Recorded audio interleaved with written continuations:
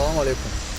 Villada dizayna uyğun olaraq pəncərələrin ətrafındakı molding tipli kant daşlarının kəsilib 45 dərəcə yonulması prosesini təqdim edirəm. Keramogranit daşlar ölçüyə uyğun olaraq bir-bir kəsilərək əl ilə işlənir və tinlər 45 dərəcə yonularaq yığılır. Nəzərinizə çatdırım ki, bizim işlərdə tikilinin bütün tin, bucaq və pəncərə yamacları 45 dərəcə yonularaq işlənir. Bu da işin keyfiyyət, incəlik və dəyərini üzə çıxarır.